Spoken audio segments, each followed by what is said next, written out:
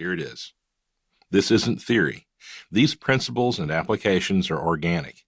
They are rooted in organizational reality. If you aren't convinced already, you will be. You don't have to be in charge to make a difference.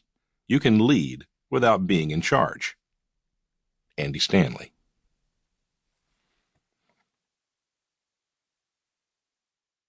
I've broken this book into 3 parts, and this is part 1, Understanding Our Challenge. Perhaps it started with the safety patrol in 5th grade. As if being the oldest in elementary school was not enough of an ego boost, our school selected a few of the most eager kids to serve on the team that patrolled the carpool lane.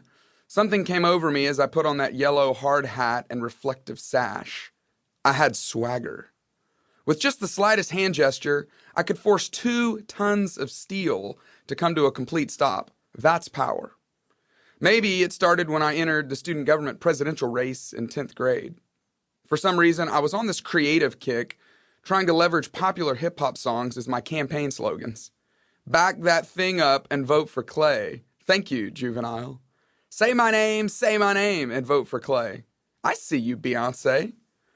It's quite embarrassing now, but somehow it worked. Or maybe it was when I subtly lobbied to be voted captain of the varsity baseball team. I was just good enough to make the team, but not good enough to actually play. As disheartening as that was, becoming captain of the team seemed to be enough to satisfy my itch for leadership. What happens in the dugout is more important than what happens on the field, became my stump speech. Those were the moments I felt alive.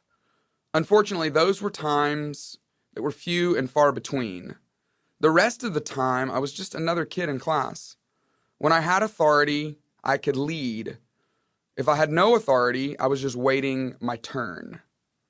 Sadly, through my high school years and beyond, I missed more opportunities than I took. I see that now when I look back on my first role in ministry as a student pastor. Our weekly event met on Sunday afternoons, but the best thing that we were doing was mobilizing students to serve as small group leaders for kids during our morning services. Think about it. What would have helped you more as a student, sitting in class and listening to someone lecture you, or actually leading your own group of younger kids and having to do some of the teaching yourself? Well, the answer was as obvious then as it is now. Unfortunately, I didn't have the courage to refocus our efforts and resources to encourage even more students to serve.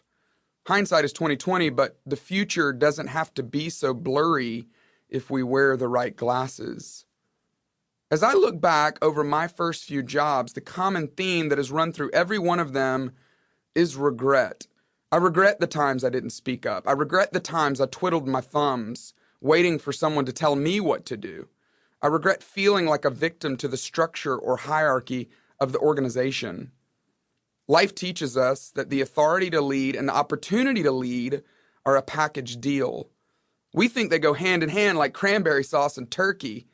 When we're given the authority to lead, a title, a uniform, a corner office, then and only then will we have the opportunity to lead. But that's just not true. Waiting to be in charge. As we wait for the authority of leadership to present itself, are we supposed to just sit on the sidelines before we can attempt anything with even a resemblance to leadership? So it seems. Growing up, my perspective was that if you were in charge, you were naturally leading something. Parents were in charge, and they seemed to be leading. The principal at school was definitely in charge, and she seemed to be leading. Even the bus driver, who supposedly in charge of the bus, yelled at everyone like he was trying to lead. The line leader in kindergarten was in charge, at least for the day. And what was everyone else in line doing? Just waiting until it was their turn.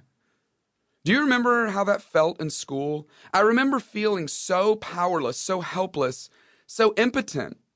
I was one of 30 kids sitting in a row with a full bladder, yet I couldn't relinquish one drop of urine without someone with authority leading me to the bathroom. The reality is that 99% of my childhood was me being led by someone with authority. When someone else is telling you what to do,